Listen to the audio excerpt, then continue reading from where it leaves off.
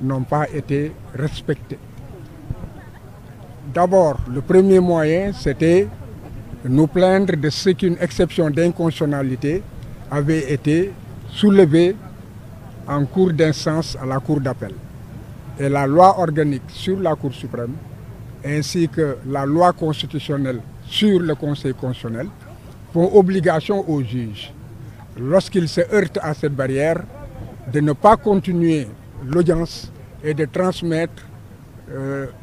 l'exception au Conseil constitutionnel qui apprécie. Parce que le moyen qui était fondé sur la violation de 169 du Code de procédure pénale, c'était un moyen de défense qui garantissait les droits de la défense parce qu'il violait le principe du contradictoire et violait aussi le principe de l'équilibre des armes entre la défense et l'accusation. Et pour que cela soit plus clair et simplement dit,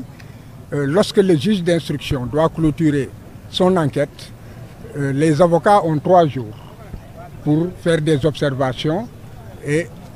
essayer d'amener le juge à conclure à une requalification des faits ou bien à un non-lieu.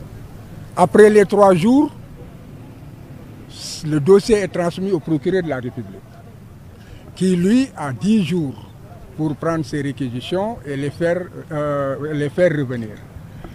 Il se trouve que l'article qui est incriminé ne permet pas aux avocats de prendre connaissance des réquisitions du ministère public pour en fait respecter le principe du contradictoire. Alors que le procureur de la République prend connaissance des arguments de la défense, tient compte de cela dans la rédaction de son réquisitoire et les avocats n'ont pas le moyen, la loi n'organise pas la possibilité pour les avocats, n'est-ce pas, de quereller ce qu'il a dit. Donc le principe du contradictoire et il y a aussi l'équilibre des armes, n'est-ce pas, où il y a une nette faveur qui est donnée au procureur de la République alors qu'en matière judiciaire, le débat doit être loyal. Bon, l'autre chose, c'est que il était reproché aux juges de n'avoir pas répondu, parce que là, il y a une confusion qu'il faut quand même relever. Et je pense que la Cour suprême est tombée aussi dans ce piège, dans la mesure où le premier juge qui prenait l'audience et devant lequel il y a eu les plaidoiries sur l'exception d'inconstitutionnalité a été remplacé. Après qu'il ait écouté les débats, qu'il ait demandé que des notes en cours de délibéré lui soient déposées, ce qui a été fait et nous avons la preuve, si certains le veulent, on leur montrera la décharge du juge. Maintenant, à la reprise de l'audience, ils sont contentés de dire rejet, sans dire pourquoi, alors que toute décision doit être motivée. Donc c'est la loi sur l'organisation judiciaire, en fait, bannit toute décision rendue par un juge lorsque la décision ne contient pas les motifs, donc les explications, n'est-ce pas, qui ont amené le juge à rendre sa décision, ce qui permet un contrôle. Bon, donc, on n'a vu nulle trace de cela dans le jugement qui a été délivré. Ce n'est pas la faute des avocats, c'est un manquement donc, du service de la justice, du service public de la justice. Par ailleurs, le greffier devait reprendre cela dans le plumitif et la Cour tout à l'heure a dit qu'elle ne trouve nulle trace dans le dossier déposé. La question qui se pose est que est-ce que la Cour se contente donc, du dossier qui est déposé ou la Cour que les avocats déposent ou la Cour a l'obligation de vérification de l'ensemble du dossier qui lui est transmis depuis l'enquête préliminaire, l'instruction, la première instance, l'appel. Vous avez vu ce gros dossier qui était sur sa table. Donc, une simple vérification sommaire peut-être aurait permis à la Cour donc, de retrouver ces traces. Est-ce qu'elle l'a fait, est-ce qu'elle ne l'a pas fait? Bon, on ne le saura jamais. En tout état de cause, les preuves sont là que ce recours a été fait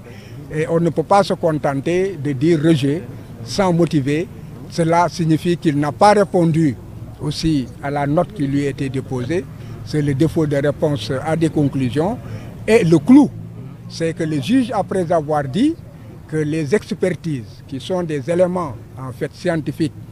ont relevé que les balles qu'on extrait des corps des victimes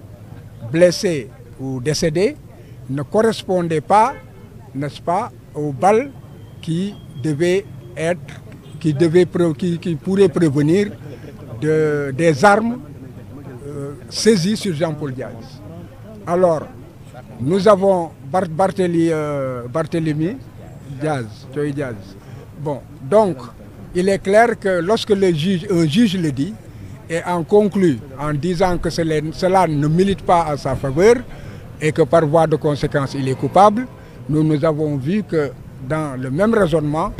le juge a dit une chose.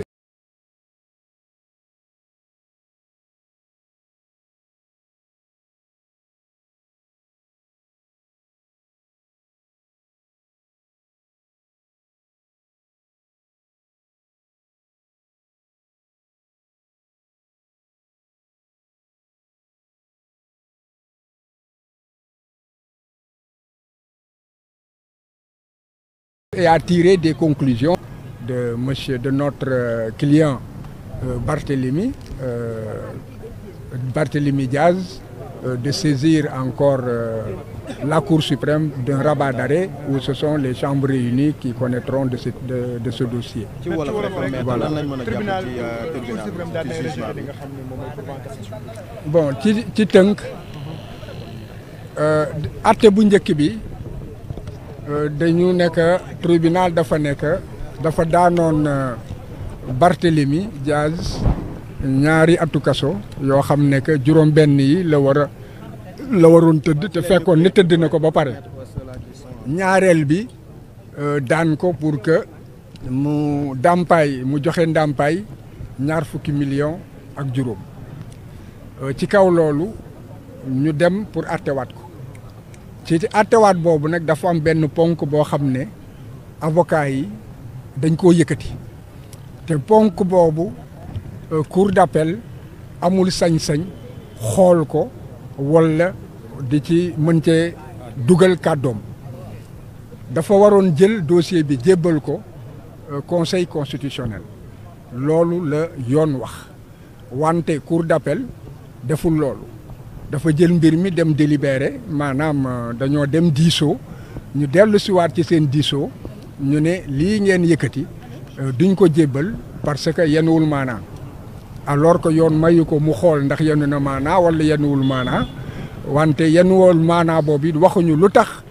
ñu ne que yenuwul maanaa dañ ñëw rek ne que dàq nañu la ngeen def atte bi dañ koy continuer mu di jalgati nañu yoon tey jii Cour suprême nee na que jalgati yoon boobu moom mënu koo wax ndax gisul fenn ci dossier bi foo xam ne que ponk boobu maanaam jël nañ ko wax nañ ko ci biir tribunal bi te sunu dossier loolu nekku ci ñun nag Cour suprême du ñun lañ ko jébbal rek Cour suprême dossier lañ koy jébbal dossier bi enquête bi ñu def police enquête bi ñu def ci tribunal atte bu njëkk bi ak atte bu mujj bi ak ñun la ñuy ñaxtu lépp lañ koy jébbal kon man ma jàpp ne que warul mun a yem rek ne que seeni këyit yi ñu jot loolu nekku ci parce que ba ñu taxawee tey ci joŋante bi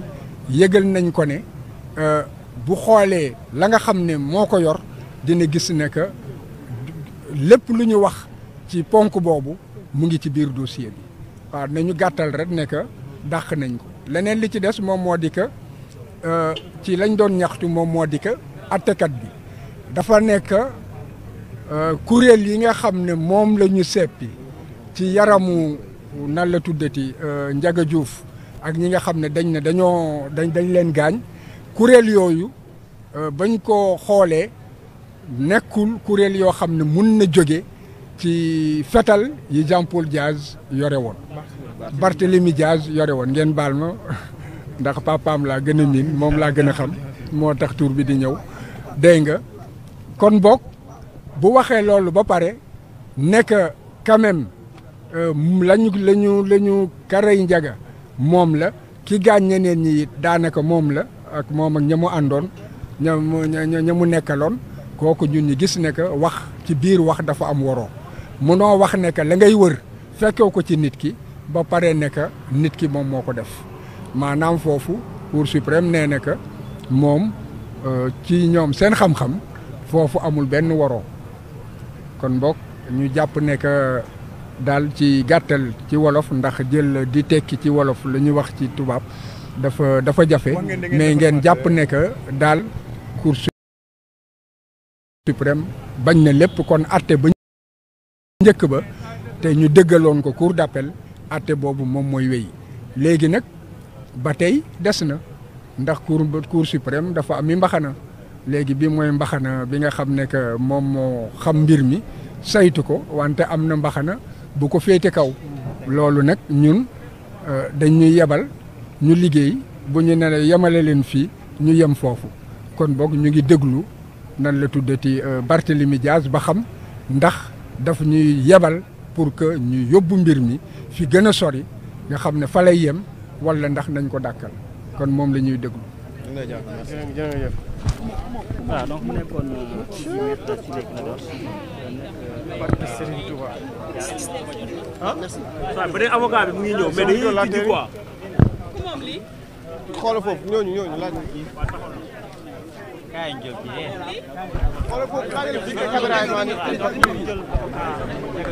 ñu ngi jël avocat Ndiaga Diouf bi ginnaaw boo jëlee Clédor na ñëw fi ñëwal fi